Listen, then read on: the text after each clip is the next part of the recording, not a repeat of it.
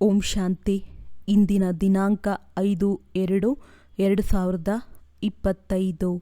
ಪ್ರಾರ್ಥ ಮುರಳಿ ಬಾಪ್ತಾದ ಮಧುಬನ. ಮಧುರ ಮಕ್ಕಳೇ, ಈ ಶರೀರರೂಪಿ ವಸ್ತ್ರವನ್ನು ಇಲ್ಲಿಯೇ ಬಿಡಬೇಕಾಗಿದೆ. ಆದ್ದರಿಂದ ಇದರೊಂದಿಗಿನ ಮಹತ್ವವನ್ನು ಕಳೆಯಿರಿ. ಯಾವ ಮಿತ್ರ ಸಂಬಂಧಿಗಳು ನೆನಪಿಗೆ ಬರಬಾರದು. ಪ್ರಶ್ನೆ: ಯಾವ ಮಕ್ಕಳಲ್ಲಿ ಯೋಗ ಬಲವಿದೆ, ಅವರ ಚಿಹ್ನೆಗಳೇನು? ಉತ್ತರ: ಅವರಿಗೆ ಯಾವುದೇ ಮಾತಿನಲ್ಲಿ ಸ್ವಲ್ಪವೂ ಆಘಾತವಾಗುವುದಿಲ್ಲ, ಎಲ್ಲಿಯೂ ಸೆಳೆತವಿರುವುದಿಲ್ಲ. ತಿಳಿದುಕೊಳ್ಳಿ, ಇಂದು ಯಾರಾದರೂ ಶರೀರ ಬಿಟ್ಟರೂ ಸಹ ಅವರಿಗೆ ದುಃಖವಾಗುವುದಿಲ್ಲ, ಏಕೆಂದರೆ ಅವರಿಗೆ ಗೊತ್ತಿದೆ ಇವರ ಪಾತ್ರವು ನಾಟಕದಲ್ಲಿ ಇಷ್ಟೇ ಇತ್ತು. ಆತ್ಮವು ಒಂದು ಶರೀರವನ್ನು ಬಿಟ್ಟು ಹೋಗಿ ಇನ್ನೊಂದು ಶರೀರವನ್ನು ತೆಗೆದುಕೊಳ್ಳುತ್ತದೆ. ಓಂ ಶಾಂತಿ. ಈ ಜ್ಞಾನವು ಬಹಳ ಗುಪ್ತವಾಗಿದೆ. ಇದರಲ್ಲಿ ನಮಸ್ಕಾರ ಮಾಡುವ ಅವಶ್ಯಕತೆ ಇಲ್ಲ. ಪ್ರಪಂಚದಲ್ಲಿ ನಮಸ್ತೆ ಅಥವಾ ರಾಮ ರಾಮ ಇತ್ಯಾದಿ ಹೇಳುತ್ತಾರೆ. ಇಲ್ಲಿ ಅವೆಲ್ಲ ಮಾತುಗಳು ನಡೆಯುವುದಿಲ್ಲ, ಏಕೆಂದರೆ ಇದೊಂದು ಪರಿವಾರವಾಗಿದೆ. ಪರಿವಾರದಲ್ಲಿ ಒಬ್ಬರು ಇನ್ನೊಬ್ಬರಿಗೆ ನಮಸ್ತೆ ಅಥವಾ ಗುಡ್ ಮಾರ್ನಿಂಗ್ ಎನ್ನುವುದು ಶೋಭಿಸುವುದಿಲ್ಲ. ಮನೆಯಲ್ಲಂತೂ ಊಟ, ಉಪಚಾರ, ಕಚೇರಿಗೆ ಹೋಗುವುದು ಬರುವುದು ನಡೆಯುತ್ತಿರುತ್ತದೆ. ನಮಸ್ತೆ ಮಾಡುವ ಅವಶ್ಯಕತೆಯೇ ಇರುವುದಿಲ್ಲ. ಗುಡ್ ಮಾರ್ನಿಂಗ್ ಎನ್ನುವುದರ ಸಂಪ್ರದಾಯದವರು ಯುರೋಪಿಯನ್ನರಿಂದ ಬಂದಿದೆ. ಇಲ್ಲದಿದ್ದರೆ ಮೊದಲು ಇದೇನೂ ಇರಲಿಲ್ಲ. ಯಾವುದೇ ಸತ್ಸಂಗದಲ್ಲಿ ಪರಸ್ಪರ ಮಿಲನ ಮಾಡುತ್ತಾರೆಂದರೆ ನಮಸ್ಕಾರ ಮಾಡುತ್ತಾರೆ, ಕಾಲಿಗೆ ಬೀಳುತ್ತಾರೆ. ಈ ಕಾಲಿಗೆ ಬೀಳುವುದನ್ನು ನಮ್ರತೆಗಾಗಿ ಕಲಿಸುತ್ತಾರೆ. ಇಲ್ಲಂತೂ ನೀವು ಮಕ್ಕಳು ಆತ್ಮ ಅಭಿಮಾನಿಯಾಗಬೇಕಾಗಿದೆ. ಆತ್ಮಕ್ಕೆ ಏನು ಮಾಡುವುದು? ಆದರೂ ಸಹ ಹೇಳಬೇಕಾಗುತ್ತದೆ. ಹೇಗೆ ತಂದೆಗೆ ಬಾಬಾ ನಮಸ್ತೆ ಎಂದು ಹೇಳುತ್ತೀರಿ? ತಂದೆಯೂ ಹೇಳುತ್ತಾರೆ, ನಾನು ಸಾಧಾರಣ ಬ್ರಹ್ಮನ ತನುವಿನ ಮೂಲಕ ನಿಮಗೆ ಓದಿಸುತ್ತೇನೆ, ಇವರ ಮೂಲಕ ಸ್ಥಾಪನೆ ಮಾಡಿಸುತ್ತೇನೆ. ಅದು ಹೇಗೆ? ಯಾವಾಗ ತಂದೆಯು ಸನ್ಮುಖದಲ್ಲಿರುವರೋ ಆಗಲೇ ತಿಳಿಸುತ್ತಾರೆ.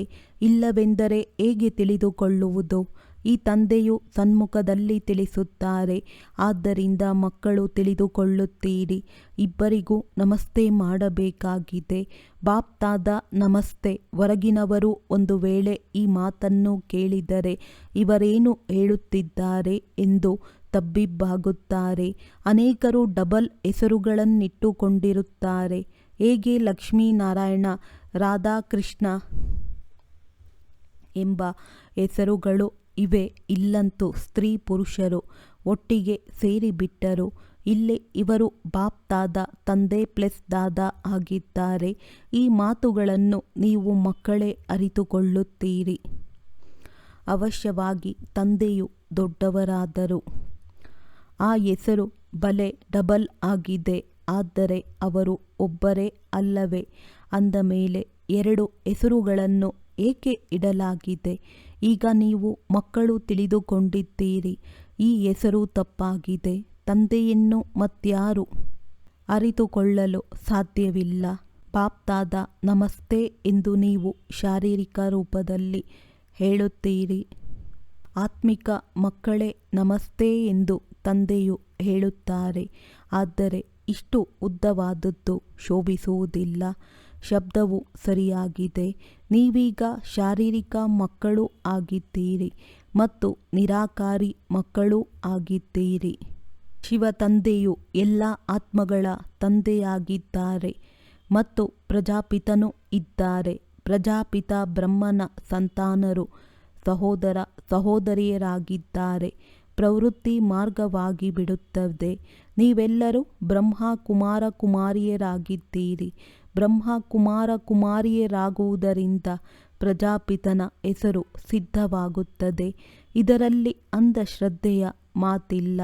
ತಿಳಿಸಿ, ಬ್ರಹ್ಮ ಕುಮಾರ ಕುಮಾರಿಯರಿಗೆ ತಂದೆಯಿಂದ ಆಸ್ತಿಯು ಸಿಗುತ್ತದೆ, ಬ್ರಹ್ಮನಿಂದ ಸಿಗುವುದಿಲ್ಲ. ಬ್ರಹ್ಮರವರೂ ಸಹ ಶಿವ ತಂದೆಯ ಮಗುವಾಗಿದ್ದಾರೆ. ಸೂಕ್ಷ್ಮವತನವಾಸಿ ಬ್ರಹ್ಮ ವಿಷ್ಣು ಶಂಕರ ಇದು ರಚನೆಯಾಗಿದೆ. ಇವರ ರಚಯಿತನು ಶಿವನಾಗಿದ್ದಾರೆ. ಶಿವನ ರಚಯಿತ ಯಾರೆಂದು ಯಾರೂ ಸಹ ಪ್ರಶ್ನೆ ಮಾಡಲು ಸಾಧ್ಯವಿಲ್ಲ. ಏಕೆಂದರೆ ಶಿವನಿಗೆ ಯಾರು ರಚಯಿತನಿಲ್ಲ. ಬ್ರಹ್ಮ ವಿಷ್ಣು ಶಂಕರ ರಚನೆಯಾಗಿದ್ದಾರೆ. ಅವರಿಗೂ ಮೇಲೆ ಶಿವನಿದ್ದಾರೆ. ಎಲ್ಲ ಆತ್ಮಗಳ ತಂದೆಯಾಗಿದ್ದಾರೆ. ಈಗ ರಚಯಿತನೆಂದು ಹೇಳಿದಾಗ ಮತ್ತೆ ಪ್ರಶ್ನೆಯು ಉದ್ಭವವಾಗುತ್ತದೆ. ಯಾವಾಗ ರಚನೆ ಮಾಡಿದರೂ ಇಲ್ಲ, ಇದು ಅನಾದಿಯಾಗಿದೆ. ಇಷ್ಟೊಂದು ಆತ್ಮಗಳನ್ನು ಯಾವಾಗ ರಚನೆ ಮಾಡಿದರೂ ಈ ಪ್ರಶ್ನೆಯು ಬರುವುದಿಲ್ಲ. ಈ ಅನಾದಿ ನಾಟಕವು ನಡೆದು ಬರುತ್ತಿದೆ. ಇದಕ್ಕೆ ಕೊನೆ ಇಲ್ಲ ಎಂದು ಇದರ ಅಂತ್ಯವಾಗುವುದಿಲ್ಲ. ಈ ಮಾತುಗಳು ನೀವು ಮಕ್ಕಳಲ್ಲಿ ನಂಬರ್ ವಾರ್ ಇದೆ. ಇದು ಬಹಳ ಸಹಜವಾಗಿದೆ. ಒಬ್ಬ ತಂದೆಯ ವಿನಃ ಮತ್ಯಾರೊಂದಿಗೂ ಸೆಳೆತವಿರಬಾರದು. ಯಾರಾದರೂ ಸಾಯಲಿ ಅಥವಾ ಬದುಕಲಿ, ಅಮ್ಮ ಶರೀರ ಬಿಟ್ಟರೆ ಅಲ್ವಾ ತಿನ್ನಿ ಎಂಬ ಗಾಯನವೂ ಇದೆ. ಯಾರಾದರೂ ಶರೀರ ಬಿಡುತ್ತಾರೆಂದರೆ ತಿಳಿದುಕೊಳ್ಳಿ, ಆಗ ಚಿಂತೆಯ ಮಾತಿಲ್ಲ. ಏಕೆಂದರೆ ಈ ನಾಟಕವು ಅನಾದಿಯಾಗಿ ಮಾಡಲ್ಪಟ್ಟಿದೆ. ನಾಟಕದನುಸಾರ ಅವರು ಈ ಸಮಯದಲ್ಲಿ ಹೋಗಲೇಬೇಕಾಗಿತ್ತು. ಇದರಲ್ಲಿ ಏನು ತಾನೇ ಮಾಡಲು ಸಾಧ್ಯ? ಸ್ವಲ್ಪವೂ ದುಃಖಿಯಾಗುವ ಮಾತಿಲ್ಲ. ಇದು ಯೋಗಬಲದ ಸ್ಥಿತಿಯಾಗಿದೆ. ಸ್ವಲ್ಪವೂ ಆಘಾತವಾಗಬಾರದೆಂದು ನಿಯಮವು ಹೇಳುತ್ತದೆ. ಎಲ್ಲರೂ ಪಾತ್ರಧಾರಿಗಳಲ್ಲವೇ? ತಮ್ಮ ತಮ್ಮ ಪಾತ್ರವನ್ನಭಿನಯಿಸುತ್ತಿರುತ್ತಾರೆ. ಮಕ್ಕಳಿಗೆ ಜ್ಞಾನವೂ ಸಿಕ್ಕಿದೆ. ತಂದೆಯೊಂದಿಗೆ ಹೇಳುತ್ತಾರೆ, ಏ ಪರಮಪಿತ ಪರಮಾತ್ಮ ಬಂದು ನಮ್ಮನ್ನು ಕರೆದುಕೊಂಡು ಹೋಗಿ ಇಷ್ಟೆಲ್ಲ ಶರೀರಗಳ ವಿನಾಶ ಮಾಡಿಸಿ ಎಲ್ಲ ಆತ್ಮಗಳನ್ನು ಜೊತೆಯಲ್ಲಿ ಕರೆದುಕೊಂಡು ಹೋಗಿ. ಬಹಳ ಭಾರಿ ಕೆಲಸವಾಯಿತಲ್ಲವೇ? ಇಲ್ಲಿ ಯಾರಾದರೂ ಒಬ್ಬರು ಸತ್ತರೆ 12 ತಿಂಗಳಿನವರೆಗೆ ಅಳುತ್ತಿರುತ್ತಾರೆ. ನೋಡಿ, ತಂದೆಯಂತೂ ಇಷ್ಟೆಲ್ಲ ಆತ್ಮಗಳನ್ನು ಕರೆದುಕೊಂಡು ಹೋಗುತ್ತಾರೆ. ಎಲ್ಲರ ಶರೀರಗಳು ಇಲ್ಲಿ ಬಿಟ್ಟು ಹೋಗುತ್ತವೆ.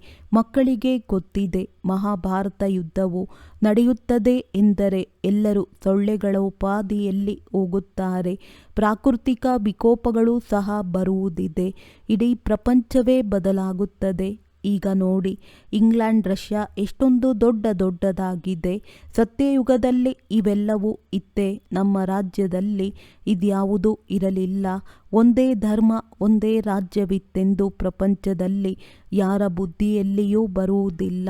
ನಿಮ್ಮಲ್ಲಿಯೂ ನಂಬರ್ ವಾರ್ ಕೆಲವರ ಬುದ್ಧಿಯಲ್ಲಿ ಮಾತ್ರವೇ ಒಳ್ಳೆಯ ರೀತಿಯಲ್ಲಿ ಕುಳಿತುಕೊಳ್ಳುತ್ತದೆ. ಒಂದು ವೇಳೆ ಧಾರಣೆ ಇದ್ದರೆ ಸದಾ ಆ ನಶೆ ಏರಿರುವುದು.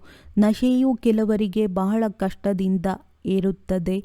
ಮಿತ್ರ ಸಂಬಂಧಿಕರು ಮೊದಲಾದವರೆಲ್ಲರಿಂದ ನೆನಪನ್ನು ತೆಗೆದು ಒಂದು ಬೇಹದ್ದಿನ ಖುಷಿಯಲ್ಲಿ ನಿಲ್ಲುವುದು ಬಹಳ ಚಮತ್ಕಾರವಾಗಿದೆ. ಇದು ಅಂತ್ಯದಲ್ಲಿಯೇ ಆಗುವುದು. ಅಂತಿಮದಲ್ಲಿಯೇ ಕರ್ಮಾತೀತ ಸ್ಥಿತಿಯನ್ನು ಪಡೆಯುತ್ತೀರಿ. ಶರೀರದ ಪರಿವೆಯೂ ಬಿಟ್ಟು ಹೋಗುತ್ತದೆ.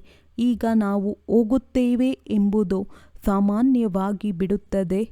ಹೇಗೆ ನಾಟಕದಲ್ಲಿ ಪಾತ್ರವನ್ನಭಿನಯಿಸಿ ಮತ್ತೆ ಮನೆಗೆ ಹಿಂತಿರುಗಿ ಹೋಗುತ್ತಾರೆ. ಈ ದೇಹರೂಪಿ ವಸ್ತ್ರವನ್ನು ಇಲ್ಲಿಯೇ ಬಿಡಬೇಕಾಗಿದೆ.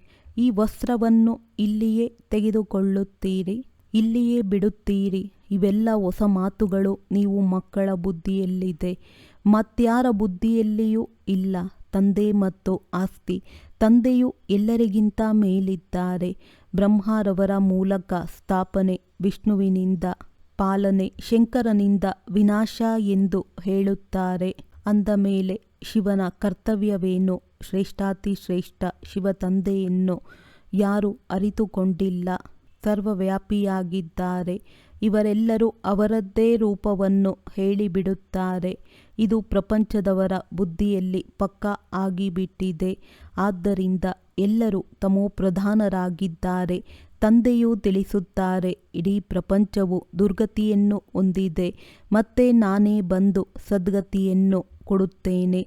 ಒಂದು ವೇಳೆ ಸರ್ವವ್ಯಾಪಿಯಾಗಿದ್ದರೆ ಎಲ್ಲರೂ ಭಗವಂತರಾಗಿದ್ದಾರೆಯೇ? ಒಂದು ಕಡೆ ಎಲ್ಲರೂ ಸಹೋದರರೆಂದು ಹೇಳುತ್ತಾರೆ, ಇನ್ನೊಂದು ಕಡೆ ಎಲ್ಲರೂ ತಂದೆಯರೆಂದು ಹೇಳುತ್ತಾರೆ. ಏನನ್ನೂ ತಿಳಿದುಕೊಂಡಿಲ್ಲ. ಈಗ ನೀವು ಮಕ್ಕಳಿಗೆ ಬೇಅದ್ದಿನ ತಂದೆಯು ತಿಳಿಸುತ್ತಾರೆ, ಮಕ್ಕಳೇ ನನ್ನನ್ನು ನೆನಪು ಮಾಡಿ, ಆಗ ನಿಮ್ಮ ವಿಕರ್ಮಗಳು ವಿನಾಶವಾಗುತ್ತವೆ. ನೀವು ಈ ದಾದಾ ಮತ್ತು ಮೊಮ್ಮರವರನ್ನು ಸಹ ನೆನಪು ಮಾಡಬಾರದು. ತಂದೆಯು ತಿಳಿಸುತ್ತಾರೆ, ಮೊಮ್ಮರವರು ಇಲ್ಲ, ಬಾಬಾರವರು ಇಲ್ಲ, ಯಾರ ಮಹಿಮೆ ಏನೂ ಇಲ್ಲ. ಶಿವ ತಂದೆಯು ಇಲ್ಲದೇ ಇದ್ದಿದ್ದರೆ ಈ ಬ್ರಹ್ಮರವರು ಸಹ ಏನು ಮಾಡುತ್ತಿದ್ದರು? ಅಂದ ಮೇಲೆ ಇವರನ್ನು ನೆನಪು ಮಾಡುವುದರಿಂದೇನಾಗುವುದು? ನಿಮಗೆ ತಿಳಿದಿದೆ, ಇವರ ಮೂಲಕ ನಾವು ತಂದೆಯಿಂದ ಆಸ್ತಿಯನ್ನು ತೆಗೆದುಕೊಳ್ಳುತ್ತಿದ್ದೇವೆ. ಇವರಿಂದಲ್ಲ, ಬ್ರಹ್ಮ ಇವರೂ ಸಹ ತಂದೆಯಿಂದಲೇ ಆಸ್ತಿಯನ್ನು ತೆಗೆದುಕೊಳ್ಳುತ್ತಾರೆ. ಅಂದ ಮೇಲೆ ಅವರನ್ನು ನೆನಪು ಮಾಡಬೇಕಾಗಿದೆ. ಈ ಬ್ರಹ್ಮರವರು ನಡುವೆ ದಳ್ಳಾಳಿಯಾಗಿದ್ದಾರೆ. ಹೇಗೆ ಕುಮಾರ ಕುಮಾರಿಯ ನಿಶ್ಚಿತಾರ್ಥವಾಗುತ್ತದೆ, ಆಗ ಪರಸ್ಪರ ಅವರು ಇನ್ನೊಬ್ಬರನ್ನು ನೆನಪು ಮಾಡುತ್ತಾರಲ್ಲವೇ? ವಿವಾಹ ಮಾಡಿಸುವವರು ಮಧ್ಯದಲ್ಲಿ ದಲ್ಲಾಳಿಯಾದರು. ಇವರ ಮೂಲಕ ತಂದೆಯು ತಮ್ಮ ಜೊತೆ ನೀವಾತ್ಮಗಳ ನಿಶ್ಚಿತಾರ್ಥ ಮಾಡಿಸುತ್ತಾರೆ. ಆದ್ದರಿಂದ ಸದ್ಗುರುವು ದಲ್ಲಾಳಿಯ ರೂಪದಲ್ಲಿ ಸಿಕ್ಕಿದರೆಂದು ಗಾಯನವಿದೆ. ಸದ್ಗುರುವೇನು ದಲ್ಲಾಳಿಯಲ್ಲ, ಸದ್ಗುರು ನಿರಾಕಾರನಾಗಿದ್ದಾರೆ. ಬಲೆ ಗುರು ಬ್ರಹ್ಮ, ಗುರು ವಿಷ್ಣು ಎಂದು ಹೇಳುತ್ತಾರೆ. ಆದರೆ ಅವರೇನು ಗುರುವಲ್ಲ, ಸದ್ಗುರು ತಂದೆಯೊಬ್ಬರೇ ಆಗಿದ್ದಾರೆ. ಅವರು ಸರ್ವರ ಸದ್ಗತಿ ಮಾಡುತ್ತಾರೆ. ತಂದೆಯು ನಿಮಗೆ ಕಲಿಸಿಕೊಟ್ಟಿದ್ದಾರೆ. ಆದ್ದರಿಂದ ನೀವು ಅನ್ಯರಿಗೂ ಮಾರ್ಗವನ್ನು ತಿಳಿಸುತ್ತೀರಿ. ನೋಡಿಯೂ ನೋಡದಂತಿರಿ ಎಂದು ಎಲ್ಲರಿಗೂ ಹೇಳುತ್ತೀರಿ. ಬುದ್ಧಿಯು ಶಿವ ತಂದೆಯೊಂದಿಗೆ ತೊಡಗಿರಲಿ. ಕಣ್ಣುಗಳಿಂದ ಏನೆಲ್ಲವನ್ನು ನೋಡುತ್ತೀರೋ ಎಲ್ಲವೂ ಸ್ಮಶಾನವಾಗಲಿದೆ. ಒಬ್ಬ ತಂದೆಯನ್ನು ನೆನಪು ಮಾಡಬೇಕೇ ಹೊರತು ಇವರನ್ನಲ್ಲ. ಬ್ರಹ್ಮ ಇವರಿಂದ ಆಸ್ತಿಯು ಸಿಗುವುದಿಲ್ಲ, ತಂದೆಯಿಂದಲೇ ಸಿಗುತ್ತದೆ. ತಂದೆಯ ಬಳಿಯೇ ಹೋಗಬೇಕೆಂದು ಬುದ್ಧಿಯು ಹೇಳುತ್ತದೆ. ವಿದ್ಯಾರ್ಥಿಗಳನ್ನು ನೆನಪು ಮಾಡುವುದಿಲ್ಲ, ಶಿಕ್ಷಕರನ್ನು ನೆನಪು ಮಾಡುತ್ತಾರಲ್ಲವೇ? ಶಾಲೆಯಲ್ಲಿ ಯಾರು ತೀಕ್ಷ್ಣವಾದ ಮಕ್ಕಳಿರುತ್ತಾರೆಯೋ ಅವರು ಅನ್ಯರನ್ನು ಮೇಲೆತ್ತುವ ಪ್ರಯತ್ನ ಪಡುತ್ತಾರೆ. ತಂದೆಯು ತಿಳಿಸುತ್ತಾರೆ, ಒಬ್ಬರು ಇನ್ನೊಬ್ಬರನ್ನು ಮೇಲೆತ್ತುವ ಪ್ರಯತ್ನ ಪಡಿ. ಆದರೆ ಅದೃಷ್ಟದಲ್ಲಿಲ್ಲವೆಂದರೆ ಪುರುಷಾರ್ಥವು ಮಾಡುವುದಿಲ್ಲ. ಸ್ವಲ್ಪದರಲ್ಲಿಯೇ ಖುಷಿಯಾಗಿ ಬಿಡುತ್ತಾರೆ. ಪ್ರದರ್ಶನಿಯಲ್ಲಿ ಅನೇಕರು ಬರುತ್ತಾರೆ. ಅನೇಕರಿಗೆ ತಿಳಿಸಿಕೊಡುವುದರಿಂದ ಬಹಳ ಉನ್ನತಿಯಾಗುತ್ತದೆ. ನಿಮಂತ್ರಣ ಕೊಟ್ಟು ಕರೆಸುತ್ತಾರೆ ಅಂದಾಗ ದೊಡ್ಡ ದೊಡ್ಡ ಬುದ್ಧಿವಂತ ಮಕ್ಕಳು ಬರುತ್ತಾರೆ. ನಿಯಂತ್ರಣವಿಲ್ಲದೆ ಕೆಲವು ಪ್ರಕಾರದವರು ಬಂದು ಬಿಡುತ್ತಾರೆ. ಉಲ್ಟಾ ಸುಲ್ಟಾ ಮಾತನಾಡುತ್ತಿರುತ್ತಾರೆ. ರಾಯಲ್ ವ್ಯಕ್ತಿಗಳ ಚಲನೆ ವಲನೆಯು ಬಹಳ ರಾಯಲ್ ಆಗಿರುತ್ತದೆ. ರಾಯಲ್ ವ್ಯಕ್ತಿಗಳು ರಾಯಲ್ಟಿ ಇಂದಲೇ ಒಳಗೆ ಪ್ರವೇಶಿಸುತ್ತಾರೆ. ಚಲನೆಯಲ್ಲಿಯೂ ಬಹಳ ಅಂತರವಿರುತ್ತದೆ. ಅವರ ನಡೆಯುವ ಮಾತನಾಡುವುದರಲ್ಲಿ ಶ್ರೇಷ್ಠತೆ ಇರುತ್ತದೆ. ಮೇಳದಲ್ಲಂತೂ ಎಲ್ಲ ಪ್ರಕಾರದವರು ಬಂದು ಬಿಡುತ್ತಾರೆ. ಯಾರನ್ನು ನಿರಾಕರಿಸುವಂತಿಲ್ಲ. ಆದ್ದರಿಂದ ಎಲ್ಲಿಯಾದರೂ ಪ್ರದರ್ಶನಿಯಲ್ಲಿ ನಿಮಂತ್ರಣ ಪತ್ರವನ್ನು ಕೊಟ್ಟು ಕರೆಸುತ್ತೀರೆಂದರೆ ಒಳ್ಳೊಳ್ಳೆಯ ವ್ಯಕ್ತಿಗಳು ಬರುತ್ತಾರೆ ಮತ್ತು ಅವರು ಹೋಗಿ ಅನ್ಯರಿಗೆ ತಿಳಿಸುತ್ತಾರೆ. ಕೆಲವೊಮ್ಮೆ ಮಹಿಳೆಯರಿಗಾಗಿ ಕಾರ್ಯಕ್ರಮಗಳನ್ನಿಡಿ ಕೇವಲ ಮಹಿಳೆಯರೇ ಬಂದು ನೋಡಲಿ, ಏಕೆಂದರೆ ಕೆಲವೊಂದೆಡೆ ಸ್ತ್ರೀಯರು ಪರದೆಯ ಒಳಗೆ ಇರುತ್ತಾರೆ. ಆದ್ದರಿಂದ ಕೇವಲ ಮಹಿಳೆಯರಿಗೆ ಕಾರ್ಯಕ್ರಮಗಳನ್ನಿಡಿ, ಅಲ್ಲಿಗೆ ಪುರುಷರು ಯಾರೂ ಬರಬಾರದು. ಆಗ ಆ ಪರದೆಯಲ್ಲಿನ ಮಹಿಳೆಯರು ನೋಡಲು ಬರುತ್ತಾರೆ. ತಂದೆಯು ತಿಳಿಸಿದ್ದಾರೆ, ಮೊಟ್ಟ ಮೊದಲಿಗೆ ನೀವು ತಿಳಿಸಬೇಕಾಗಿದೆ, ಶಿವ ತಂದೆಯು ನಿರಾಕಾರನಾಗಿದ್ದಾರೆ. ಶಿವ ತಂದೆ ಮತ್ತು ಪ್ರಜಾಪಿತ ಬ್ರಹ್ಮ ಇಬ್ಬರೂ ತಂದೆಯರಾದರು. ಆಸ್ತಿಯು ಸಿಗಲು ಇಬ್ಬರೂ ಏಕರಸವಾಗಿರುವುದಿಲ್ಲ. ಆಸ್ತಿಯು ತಾತನಿಂದ ಅಥವಾ ತಂದೆಯಿಂದ ಸಿಗುತ್ತದೆ. ತಾತನ ಆಸ್ತಿಯ ಮೇಲೆ ಅಧಿಕಾರವಿರುತ್ತದೆ.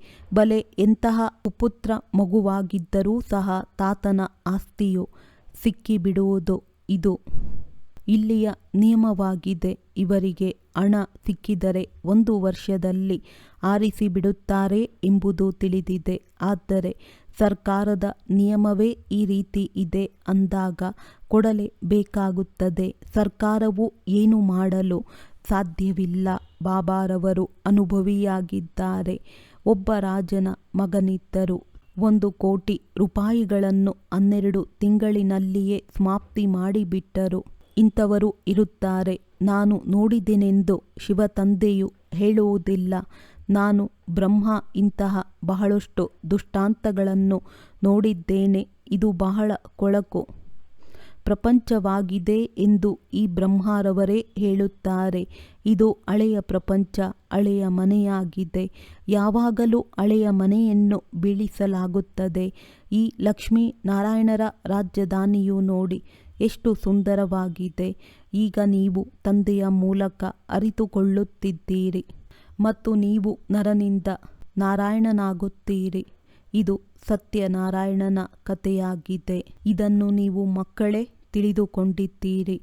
ನಿಮ್ಮಲ್ಲಿಯೂ ಯಾರೂ ಸಂಪೂರ್ಣ ಹೂಗಳಾಗಿಲ್ಲ. ಇದರಲ್ಲಿ ಘನತೆಯು ಬಹಳ ಚೆನ್ನಾಗಿರಬೇಕು. ನೀವು ದಿನ ಪ್ರತಿದಿನ ಉನ್ನತಿ ಹೊಂದುತ್ತಾ ಇರುತ್ತೀರಿ, ಹೂಗಳಾಗುತ್ತಾ ಹೋಗುತ್ತೀರಿ. ನೀವು ಮಕ್ಕಳು ಬಾಪ್ ದಾದಾ ಎಂದು ಪ್ರೀತಿಯಿಂದ ಹೇಳುತ್ತೀರಿ. ಇದು ಸಹ ನಿಮ್ಮ ಹೊಸ ಭಾಷೆಯಾಗಿದೆ. ಇದು ಮನುಷ್ಯರಿಗೆ ಅರ್ಥವಾಗುವುದಿಲ್ಲ. ತಿಳಿದುಕೊಳ್ಳಿ, ಬಾಬಾರವರು ಎಲ್ಲಿಯೇ ಹೋದರೂ ಸಹ ಬಾಪ್ ದಾದಾ ನಮಸ್ತೆ ಎಂದು ಹೇಳುತ್ತಾರೆ. ಸಾಕಾರ ಆತ್ಮೀಯ ಮಕ್ಕಳೇ ನಮಸ್ತೆ ಎಂದು ತಂದೆಯು ಪ್ರತ್ಯುತ್ತರ ಹೇಳುತ್ತಾರೆ. ಹೀಗೆ ಹೇಳಬೇಕಾಗುತ್ತದೆ ಎಲ್ಲವೇ. ಯಾರಾದರೂ ಕೇಳಿದರೆ ಇವರದ್ದೇನು ಹೊಸ ಮಾತಾಗಿದೆ, ಬಾಪ್ ದಾದಾ ಇಬ್ಬರೂ ಒಟ್ಟಿಗೆ ಇದ್ದಾರೆಂದು ಹೇಗೆ ಹೇಳುತ್ತಾರೆಂದುಕೊಳ್ಳುತ್ತಾರೆ. ತಂದೆ ಮತ್ತು ದಾದಾ ಇಬ್ಬರು ಎಂದಾದರೂ ಒಂದೇ ಆಗಲು ಸಾಧ್ಯವೇ? ಇಬ್ಬರ ಹೆಸರುಗಳೂ ಸಹ ಬೇರೆಯಾಗಿದೆ. ಶಿವತಂದೆ ಬ್ರಹ್ಮ ಬಾಬಾ, ನೀವು ಇವರಿಬ್ಬರ ಮಕ್ಕಳಾಗಿದ್ದೀರಿ. ನಿಮಗೆ ತಿಳಿದಿದೆ, ಇವರಲ್ಲಿ ಶಿವತಂದೆಯು ಕುಳಿತಿದ್ದಾರೆ. ನಾವು ಬಾಪ್ ದಾದಾರವರ ಮಕ್ಕಳಾಗಿದ್ದೇವೆ ಎಂಬುದು ಬುದ್ಧಿಯಲ್ಲಿದ್ದರೂ ಸಹ ಖುಷಿಯ ನಶೆ ಏರುವುದು ಮತ್ತು ನಾಟಕದ ಮೇಲೆ ಪಕ್ಕಾ ನಿಶ್ಚಯ ಇರಬೇಕಾಗಿದೆ. ಒಂದು ವೇಳೆ ಯಾರೋ ಶರೀರ ಬಿಟ್ಟರೆಂದು ತಿಳಿದುಕೊಳ್ಳಿ, ಅವರು ಇನ್ನೊಂದು ಪಾತ್ರವನ್ನಭಿನಯಿಸುತ್ತಾರೆ. ಪ್ರತಿಯೊಂದು ಆತ್ಮಕ್ಕೆ ಅವಿನಾಶಿ ಪಾತ್ರವು ಸಿಕ್ಕಿದೆ. ಇದರಲ್ಲಿ ಏನೂ ವಿಚಾರ ಮಾಡುವ ಅವಶ್ಯಕತೆ ಇಲ್ಲ. ಅವರು ಹೋಗಿ ಇನ್ನೊಂದು ಪಾತ್ರವನ್ನಭಿನಯಿಸಲೇಬೇಕಾಗಿದೆ. ಅವರನ್ನು ಮತ್ತೆ ಕರೆಸಲು ಸಾಧ್ಯವಿಲ್ಲ. ನಾಟಕವಾಗಿದೆ ಎಲ್ಲವೇ. ಇದರಲ್ಲಿ ಯಾವುದೇ ಅಳುವ ಮಾತಿಲ್ಲ. ಈ ಸ್ಥಿತಿಯುಳ್ಳವರೇ ಹೋಗಿ ನಿರ್ಮೋಹಿರಾಜರಾಗುತ್ತಾರೆ. ಸತ್ಯಯುಗದಲ್ಲಿ ಎಲ್ಲರೂ ನಿರ್ಮೋಹಿರಾಗಿರುತ್ತಾರೆ. ಇಲ್ಲಿ ಯಾರಾದರೂ ಶರೀರ ಬಿಟ್ಟರೆ ಎಷ್ಟೊಂದು ಅಳುತ್ತಾರೆ. ತಂದೆಯನ್ನು ಪಡೆದುಕೊಂಡ ಮೇಲೆ ಅಳುವ ಅವಶ್ಯಕತೆಯಾದರೂ ಏನು? ತಂದೆಯು ಎಷ್ಟು ಒಳ್ಳೆಯ ಮಾತನ್ನು ತಿಳಿಸುತ್ತಾರೆ. ಕನ್ಯೆಯರಿಗೆ ಇದು ಬಹಳ ಸಹಜವಾಗಿದೆ. ತಂದೆಯು ವ್ಯರ್ಥವಾಗಿ ಖರ್ಚು ಮಾಡಲಿ ಮತ್ತು ನೀವು ಹೋಗಿ ನರಕದಲ್ಲಿ ಬೀಳಿರಿ ಎಂದಲ್ಲ. ಇದಕ್ಕಿಂತಲೂ ನಾವು ಈ ಹಣದಿಂದ ಆತ್ಮೀಯ ಯೂನಿವರ್ಸಿಟಿಯಿಂದ ಕೂಡಿದ ಆಸ್ಪತ್ರೆಯನ್ನು ತೆರೆಯಿರಿ ಎಂದು ಹೇಳುತ್ತೇವೆ. ಅನೇಕರ ಕಲ್ಯಾಣವಾಗುತ್ತದೆ ಎಂದರೆ ನಿಮ್ಮದು ಪುಣ್ಯವಾಗುವುದು, ನಮ್ಮದು ಪುಣ್ಯವಾಗುವುದು ಎಂದು ಹೇಳಿ. ಮಕ್ಕಳು ಸಹ ಉತ್ಸಾಹದಲ್ಲಿರುವಂಥವರಾಗಿರಬೇಕು. ನಾವು ಭಾರತವನ್ನು ಸ್ವರ್ಗವನ್ನಾಗಿ ಮಾಡಲು ತನು ಮನ ಧನವನ್ನೆಲ್ಲವನ್ನು ಖರ್ಚು ಮಾಡುತ್ತೇವೆ. ಇಷ್ಟೊಂದು ನಶೆ ಇರಬೇಕು. ಕೊಡುವುದಿದ್ದರೆ ಕೊಡಿ, ಇಲ್ಲವೆಂದರೆ ಬೇಡ. ನೀವು ತಮ್ಮ ಕಲ್ಯಾಣ ಮತ್ತು ಅನೇಕರ ಕಲ್ಯಾಣ ಮಾಡಲು ಬಯಸುವುದಿಲ್ಲವೇ? ಇಷ್ಟೊಂದು ಮಸ್ತಿ ಇರಬೇಕು. ಅದರಲ್ಲಿಯೂ ವಿಶೇಷವಾಗಿ ಕುಮಾರಿಯರಂತೂ ಬಹಳ ಎದ್ದು ನಿಲ್ಲಬೇಕು. ಒಳ್ಳೆಯದು. ಮಧುರಾತಿ ಮಧುರ ಅಗಲಿ ಹೋಗಿ ಮರಳಿ ಸಿಕ್ಕಿರುವ ಮಕ್ಕಳ ಪ್ರತಿ ಮಾತ್ಪಿತಾ ಬಾಪ್ ದಾದಾರವರ ನೆನಪು, ಪ್ರೀತಿ ಹಾಗೂ ಸುಪ್ರಭಾತ. ಆತ್ಮಿಕ ತಂದೆಯ ಆತ್ಮಿಕ ಮಕ್ಕಳಿಗಾಗಿ ನಮಸ್ತೆ. ಧಾರಣೆಗಾಗಿ ಮುಖ್ಯ ಸಾರ. ತಮ್ಮ ಚಲನೆ ವಲ್ಲನೆಯು ಬಹಳ ಘನತೆಯಿಂದಿರಬೇಕಾಗಿದೆ, ಬಹಳ ಘನತೆಯಿಂದ ಮಾತನಾಡಬೇಕಾಗಿದೆ, ನಮ್ರತೆಯ ಗುಣವನ್ನು ಧಾರಣೆ ಮಾಡಿಕೊಳ್ಳಬೇಕಾಗಿದೆ. ಈ ಕಣ್ಣುಗಳಿಗೆ ಏನೆಲ್ಲವೂ ಕಾಣುತ್ತಿದೆಯೋ ಇದೆಲ್ಲವೂ ಸ್ಮಶಾನವಾಗಲಿದೆ. ಆದ್ದರಿಂದ ಇದನ್ನು ನೋಡಿಯೂ ನೋಡದಂತಿರಬೇಕು. ಒಬ್ಬ ಶಿವತಂದೆಯನ್ನೇ ನೆನಪು ಮಾಡಬೇಕು, ಯಾವುದೇ ದೇಹಧಾರಿಯನ್ನಲ್ಲ. ವರದಾನ: ಮಾಸ್ಟರ್ ಜ್ಞಾನ ಸಾಗರನಾಗಿ ಗೊಂಬೆಯಾಟವನ್ನು ಸಮಾಪ್ತಿ ಮಾಡುವಂತಹ ಸ್ಮೃತಿಯಿಂದ ಸಮರ್ಥ ಸ್ವರೂಪ ಭವ. ಹೇಗೆ ಭಕ್ತಿ ಮಾರ್ಗದಲ್ಲಿ ಮೂರ್ತಿಯನ್ನು ತಯಾರು ಮಾಡಿ ಪೂಜೆ ಮುಂತಾದವನ್ನು ಮಾಡುತ್ತಾರೆ, ನಂತರ ಅದನ್ನು ಮುಳುಗಿಸಿ ಬಿಡುತ್ತಾರೆ. ಅಂದ ಮೇಲೆ ತಾವು ಅದನ್ನು ಗೊಂಬೆಯ ಪೂಜೆ ಎಂದು ಹೇಳುತ್ತೀರಿ. ಈ ರೀತಿ ತಮ್ಮ ಮುಂದೆಯೂ ಸಹ ಯಾರಾದರೂ ಯಾವುದೇ ನಿರ್ಜೀವ ನಿಸ್ಸಾರ ಮಾತುಗಳಾದ ಈರ್ಷೆ, ಅನುಮಾನ, ಆವೇಶ ಮುಂತಾದವು ಬರುತ್ತವೆ ಮತ್ತು ಇದೇ ಸತ್ಯವಾಗಿದೆ ಎಂದು ತಾವು ಅದರ ವಿಸ್ತಾರ ಮಾಡಿ ಅನುಭವ ಮಾಡುತ್ತೀರಿ ಅಥವಾ ಮಾಡಿಸುತ್ತೀರಿ. ಆಗ ಇದೂ ಸಹ ಹೇಗೆಂದರೆ ಅದರಲ್ಲಿ ಪ್ರಾಣವನ್ನು ತುಂಬಿಬಿಡುತ್ತೀರಿ. ನಂತರ ಅವರಿಗೆ ಜ್ಞಾನಸಾಗರ ತಂದೆಯ ನೆನಪಿನಿಂದ ಕಳೆದು ಹೋದದ್ದನ್ನು ಕಳೆದು ಸ್ವ ಉನ್ನತಿಯ ಪ್ರಕಂಪನಗಳಲ್ಲಿ ಮುಳುಗುತ್ತೀರಿ. ಆದರೆ ಇದರಲ್ಲಿಯೂ ಸಮಯವಂತೂ ವ್ಯರ್ಥವಾಯಿತಲ್ಲವೇ? ಆದ್ದರಿಂದ ಮೊದಲಿನಿಂದಲೇ ಮಾಸ್ಟರ್ ಜ್ಞಾನಸಾಗರನಾಗಿ ಸ್ಮೃತಿಯಿಂದ ಸಮರ್ಥಭವದ ವರದಾನದಿಂದ ಈ ಗೊಂಬೆಯಾಟವನ್ನು ಸಮಾಪ್ತಿ ಮಾಡಿರಿ. ಸ್ಲೋಗನ್: ಯಾರು ಸಮಯದಲ್ಲಿ ಸಹಯೋಗಿಯಾಗುತ್ತಾರೆಯೋ ಅವರಿಗೆ ಒಂದಕ್ಕೆ ಪದಮದಷ್ಟು ಫಲವು ಸಿಕ್ಕಿಬಿಡುತ್ತದೆ. ಅವ್ಯಕ್ತ ಸೂಚನೆ: ಏಕಾಂತ ಪ್ರಿಯರಾಗಿ ಏಕತೆ ಮತ್ತು ಏಕಾಗ್ರತೆಯನ್ನು ತಮ್ಮದಾಗಿಸಿಕೊಳ್ಳಿ. ಯಾರೆಲ್ಲ ರಾಜನೇತರು ಅಥವಾ ಧರ್ಮನೇತರಿದ್ದಾರೆ ಅವರಿಗೆ ಪವಿತ್ರತೆ ಮತ್ತು ಏಕತೆಯ ಅನುಭವ ಮಾಡಿಸಿ. ಇದೇ ಕೊರತೆಯ ಕಾರಣ.